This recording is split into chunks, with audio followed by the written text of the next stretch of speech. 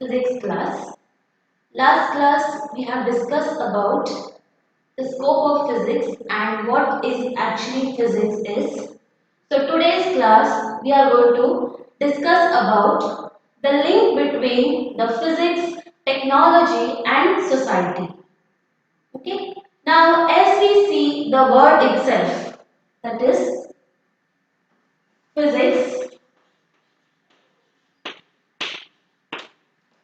technology and society.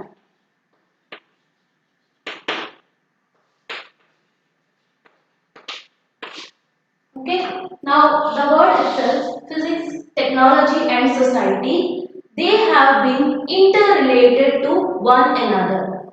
Let us see how they are interrelated to one another. Now as we know that there has been over the years, okay, there has been a lot of changes which has been taken place over here. Okay, you are very much aware about what are the advancement, okay, that is the technology in today, as well as if you see compare with that of the previous, that is in the earlier times, in the early civilization, lot of changes which has been taken place in case of in means of a technology purpose. Now here there is a saying that the new technology gives rise to, it is due to the give rise to a new physics. Similarly, the physics is related to lead into new technology. And this technology, as we know that it has a great influence in that of a society. Okay. Now let us see what are the different technology or what are the advancement or what are the discoveries which has led to the bring about such changes. Okay. Now I will give you some of the examples. Some examples like we have is, let us take, for example, you have the communication system. In communication system, we basically have the phone, the mobile phones that we have. Okay. Now, in nowadays, you can see that the wireless technology. Earlier times, you can see that this communication system is not being available so much, but advancement, the physics has led to the changes, that is its influence on the various laws, okay, it influence on the various principle that has led to bring about such discoveries. And not only that these discoveries, but they have led to change in the impact. They brought about a good way of a living, okay, in a easier way. It has made a life of a human person in that of a easier way.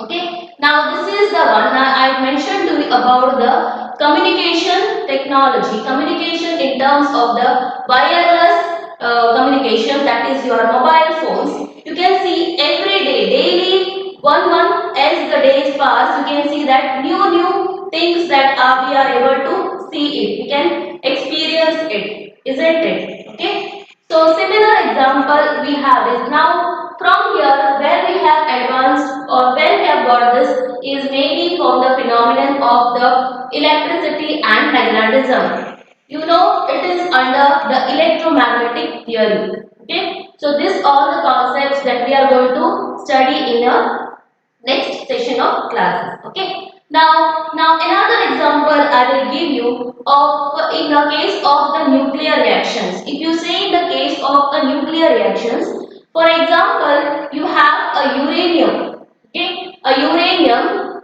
which is a radioactive which undergoes a fission, and here during a fission what happens is the neutron which has been produced over here. Now, where do we use such kind of a neutron? Now, this neutrons which has been used for the nuclear power reactors. Okay, that is for the nuclear weapons. Okay, then another example I can see tell you that about the semiconductor electronics.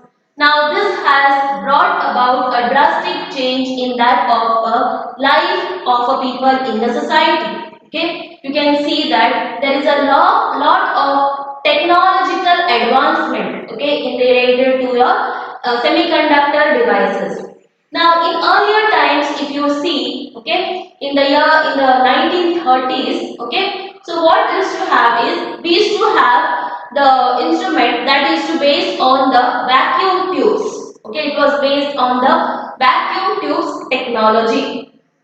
Now, what do you mean by vacuum tubes technology? Now, vacuum tube technology is nothing but it is a one which you have is a triodes, okay? Then you have pentodes, okay? These are based on, for example, you can see that if you compare the earlier times TVs and computers with that of nowadays, okay? You can make a lot of comparison.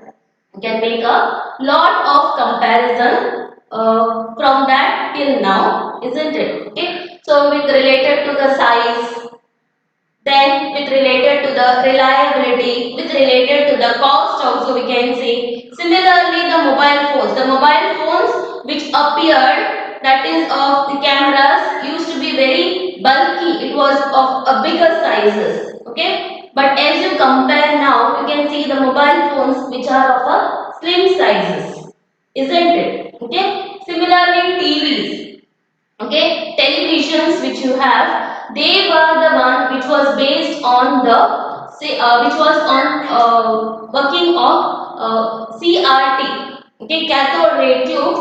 Now you can see that there is a lot of changes with respect, that is in terms of you have LCD, LED TVs are coming with a slim fit. Okay, so here there is a lot of advantages of this semiconductor devices, and hence it has been designed in the terms of a chip.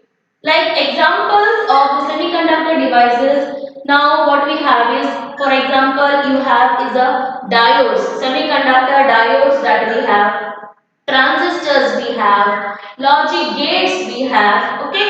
So due to this advancement in all this, what we have done is we have made that full entire circuit into a small component, okay, and this component has been enabled us to perform various operational phenomenon, okay. So like that, if I tell you, there will be many examples, okay. Examples, a very example you can say about the energy resources, okay. How the fossil fuels that has been used as the energy resources, okay.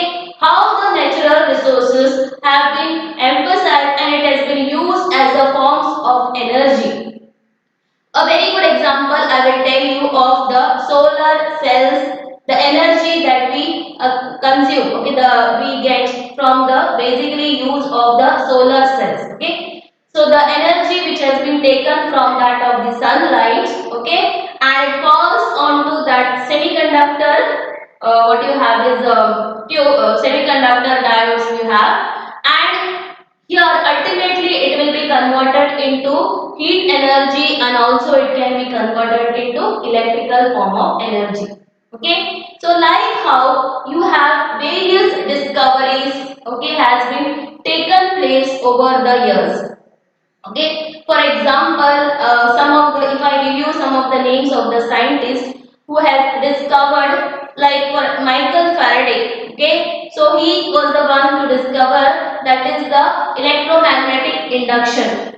Then you have Christian fusion. So his discoveries on the wave theory of light.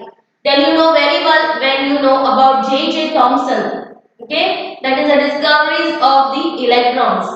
And the famous, you know, that Isaac Newton, okay, his contribution towards the Newton's laws of motion, and also you have the gravitational laws, okay, and here, and such like that, if I give you, there will be various other physicists who has contributed lot, okay, who has done a great to a society, okay, so which we are being benefited over here, okay. So this whatever discoveries which has been done over here, it is based on the natural phenomenon, it is based on the natural laws which has been emphasized, okay. So here, physics is, we know that it is nothing but it is the study of nature and a natural phenomenon. It is said to be a dynamic, it is said to be a vast. Okay, yes or no? And still you can see that scientists and the physicists are keep on, they are carrying away their work in the future discoveries also. Okay, in carrying out the discoveries. So they have not stopped over there till there. Okay, till now there are you can see that various discoveries are been existed and it is been done. Okay, so here we say that it has a, now you can see that physics, technology and society, how physics brings about a advancement in the technology and how this technology has a influence on the society. Yes, so this is what I had to say for the physics, technology and society. Now next what we do over here is, now next let us see about fundamental forces that exist in nature.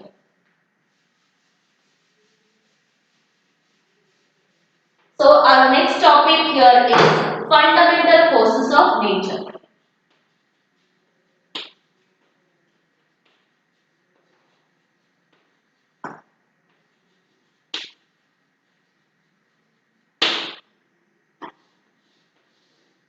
Fundamental forces of nature. Now what do you mean by fundamental forces of nature?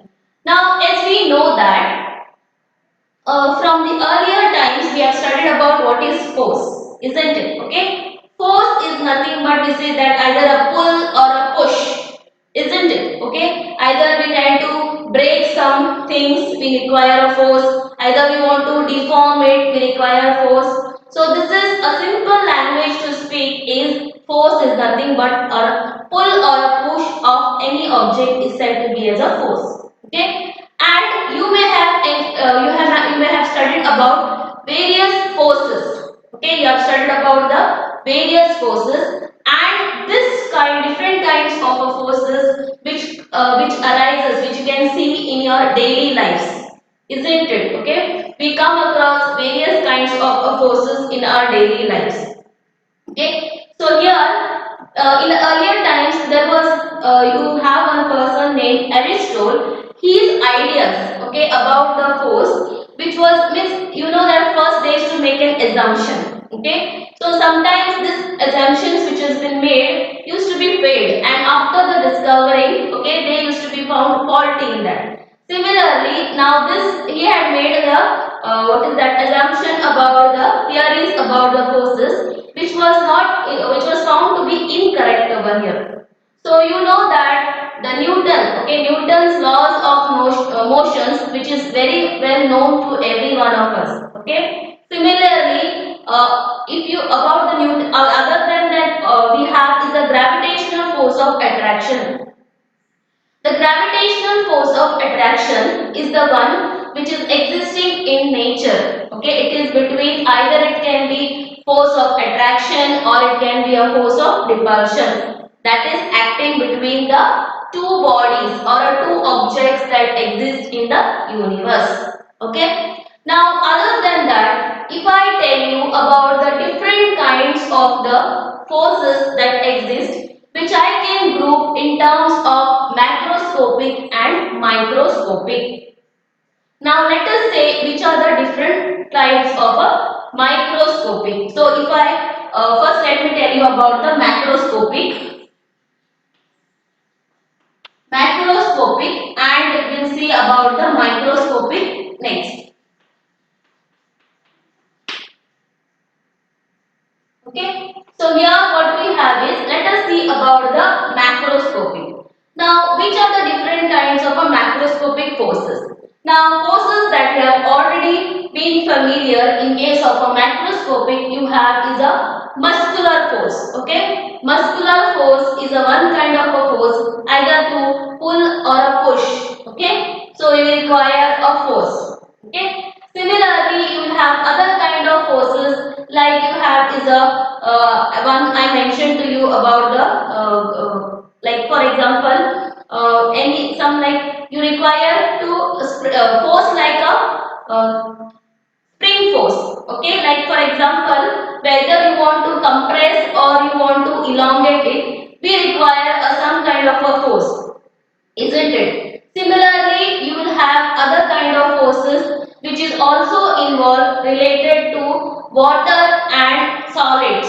Okay, like you have a buoyancy. Okay, you will have the viscous force. Then also you will have other kind of forces like elongated springs you have. Then also forces in case of the charges also. Okay, but this will come under microscopic. So we'll see about the macroscopic. Then also other forces which includes like related to the force related to a pressure. Okay, either in terms of the gases. Okay, in that of a liquid. So these are the different kinds of forces that we have in the macroscopic way. Okay. Now, which are the microscopic forces over here?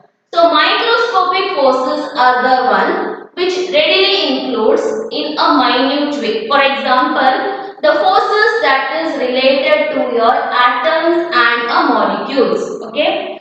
So what is the interatomic force of attraction or a repulsion between the atoms or a molecules, or it may be a repulsion also, okay, or it may be basically electrostatic force also we can say, in terms of the charges also we can see force related to the electric field and the magnetic field.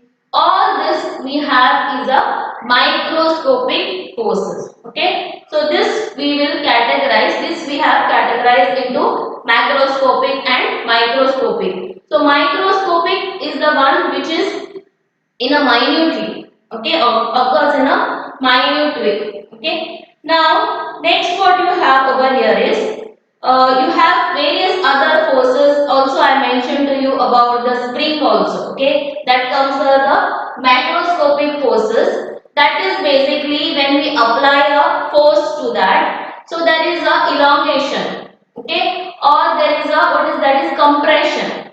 So basically when we have to apply a force either to compress it or to elongate it. Okay, so there may be a force of attractions and a force of repulsion over here. Okay, now let us move on to the very important, that is the this is examples that I had given you about the macroscopic and the microscopic forces. Next we will see which are the different fundamental forces nature. We have four kinds. Okay, which are the four different fundamental forces of nature that we have over here is, first one is a gravitational force.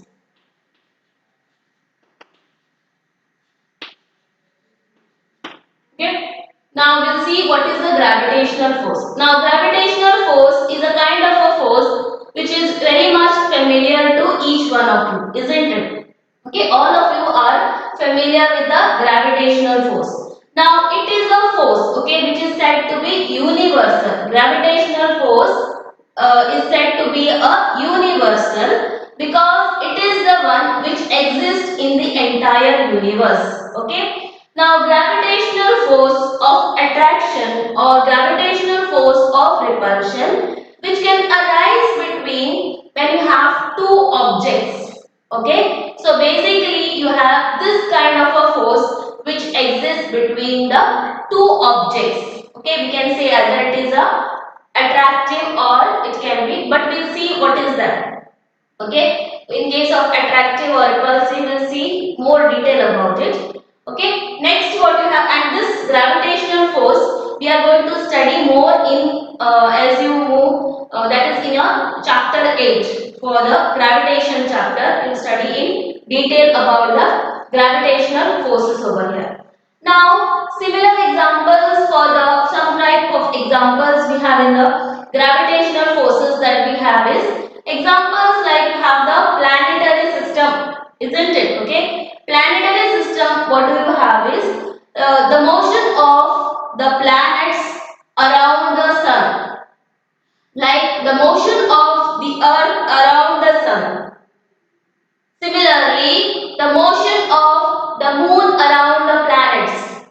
Okay, or the motion of the artificial satellites around the planets or around earth also we can take. Okay, how the force due to gravity which holds, okay, this motion to take place. So that you remember about the force due to gravity. Okay, so that we have is a gravitational force, and this kind of a force which can be existed over a large distances. Okay, then next what we have is second kind of a force that we have is a electromagnetic force.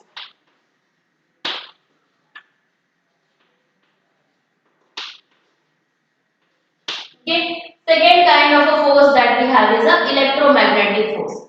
Now what do you mean by a electromagnetic force? Now word itself will tell you electro and magnetic. So it is the one which is related, which includes electric field and magnetic field. You remember in your earlier classes you have already studied about electric fields and magnetic fields. Okay, how they are interrelated to one another. Okay, how does the electric field help in to produce the magnetic field? Similarly, how does the magnetic field produces an electric field? Now, electromagnetic force is a one which is related to your what is that is related to that of the charges. Okay, you may have like gravitational force. It is the one force between that of the masses. Okay, between that of the objects over here. Now, electromagnetic force is a one which arises between the charges. Okay. So here it can be either attractive or it can be repulsive. Okay, this kind of a force can be attractive or repulsive. Now what do you mean by attractive force and a repulsive force? The examples which you have, for example, you have a magnets. Okay, magnets you may have seen like how the two opposite poles when they are brought close to one another, how there will be when opposite poles when they are brought close to one another, how they will tend to attract each other. Similar way, okay, how you have two poles of the like poles of the magnet when they are being brought towards each other, how they will repulse, okay, how they will repel. Similarly, in electromagnetic forces, you will have charges will be there, that is the positive charges and negative charges. So when you have unlike charges, means when you have positive and negative charges, when they are brought together, you will observe there is a force of attraction. There will be an attractive force over there. And when you have like charges, when they will be brought together, you will be able to see a repulsion over here. Okay. So this is some similar, and for gravitational force we have attract, because attractive. Okay. Here we do not have anything related to two different quantities. We don't have over here. So mass is just one. We have taken F here over here is in terms of the positive. Now, next what you have is, now this electromagnet's MO properties of this is, here electromagnetic force is very large as compared to that of the gravitational force. Okay, so if you make a comparison, so electromagnetic force is very large compared to the gravitational force over here. Okay, that is one difference what you can see. So hence we can see that so hence what you have is, now if you want to relate, okay, if I want to relate this gravitational and electromagnetic. Now electromagnetic force is a force that basically acts, okay, within that of the charge body. Now where do you have the charges? Charges are present inside the atoms and the molecules. So hence this electromagnetic force is present inside the atoms and the molecules. Now since its strength is larger as compared to the gravitational force, so hence electromagnetic force will govern over the atomic and molecular. Okay, it will govern over the atomic and molecular structure and gravitational force that exists in the terrestrial bodies. Okay, so this is, we have the second one, that is the electromagnetic force that we have. Then third one we have is a strong electromagnetic force. Third one we have is a strong nuclear force.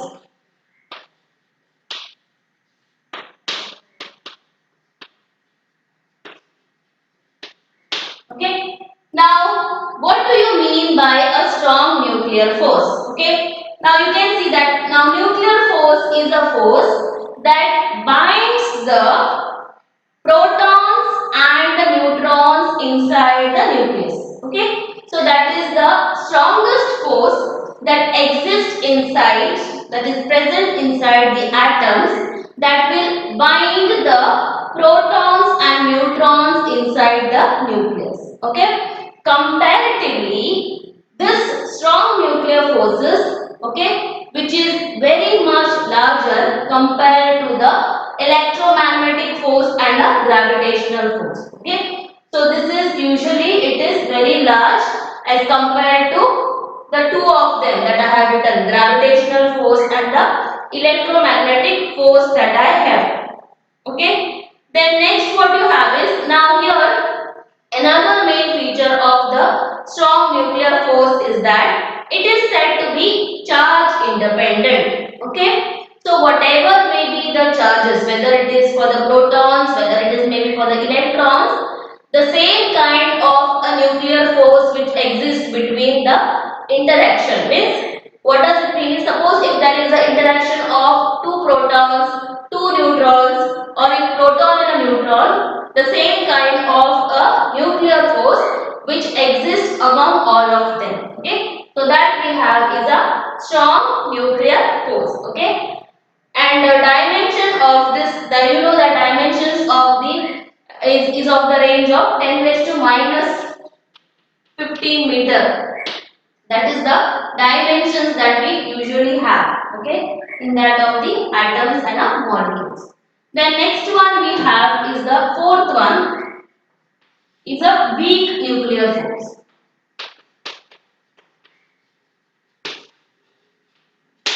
Okay, fourth one we have is a weak nuclear force. Now, this weak nuclear force is also one which exists in the case of the nucleus, that is in the atoms. Okay, so here atoms and molecules.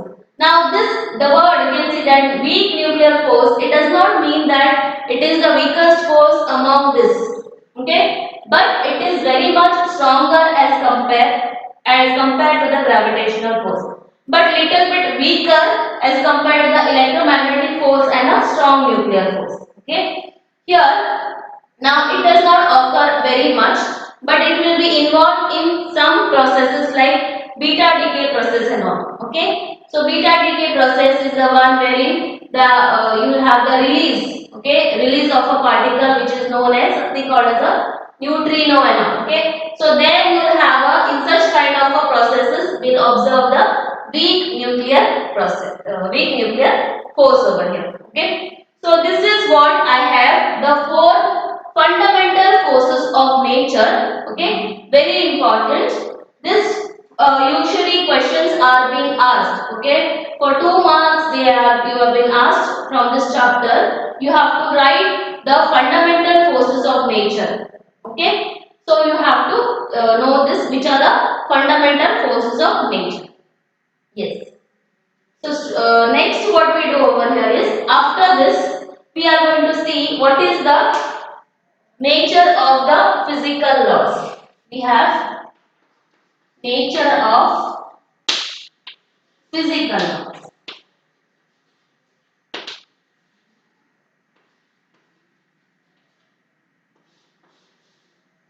Okay, let us see the nature of the physical laws over here. Okay, now we already know that physics is the one which is basically a study of the nature and the natural phenomenon. Okay, and it is also one which includes the laws of nature, the manifestations of the laws of nature. Now you know that physicists are explore in the physicists are explored in the universe. Okay, so there is a means any kind of a laws, any kind of a principle, any kind of a rule which has been made is due to the impact of the scientific processes which we have. Okay, that is merely by the experimental technique which has been employed or which has been initiated by that of the physicist, and from the outcome the result that they get is the basically what has been result of the process. Okay, so here nature of the physical laws. Now in aspects of physics, what we have is we have lot of laws. Okay, there are many laws which you have the laws of conservation of energy, you have laws of conservation of mass, you have the Newton's laws of motion, you have conservation of momentum, you have conservation of angular momentum, conservation of charges, you have all these are some of the laws. Okay, in physics, or the laws of physical aspect. Now here we want to see what is the nature of the physical laws. Okay, now we have already seen, okay, very much important, that is the energy. Okay, now energy is considered to be as a central part of physics. Okay, so energy is considered to be as a central part of a physics. So the one most important law of conservation that we have is the energy conservation. Okay, so that is, what does the energy conservation state? We already know that energy can neither be created nor it can be destroyed. Okay, it can be transferred from one form to another. And third point that we have is the total energy of the universe remains constant. Okay, so this is the law of conservation of energy that we have. Okay, now you have some of the, now as when I say that law of conservation means, suppose now here we have a physical quantity, we are relating in terms of the physical quantities.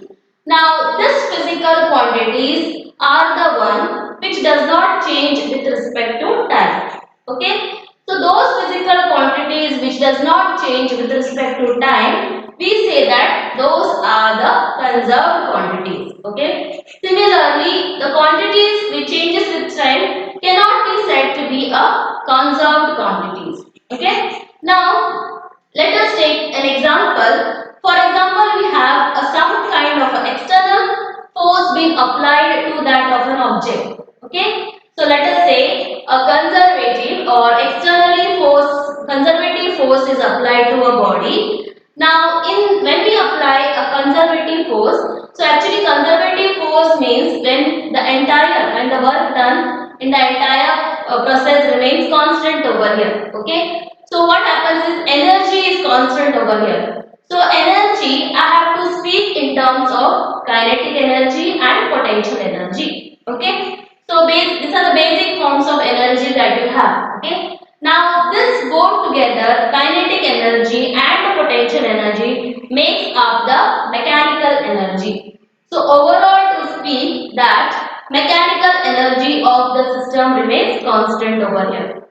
Okay, now usually what happens is, when any kind of a force which has been applied to a body, of course there will be a change. Okay, of course there will be a change in the either a potential energy or it can be a change in the kinetic energy. But we say that for energy conservation, but total energy has to be equal to zero. So what does it mean is, suppose if the energy which is there, like potential energy which is there, it can be changed from potential energy to a kinetic energy. Okay, or it can be transferred from kinetic energy to a potential energy. For example, you have a certain ball which has been thrown from a height. Okay, so the potential energy will be entirely, it will be converted into, yes, from the height it will be converted into kinetic energy. Not only this, we will also have the other forms of energy.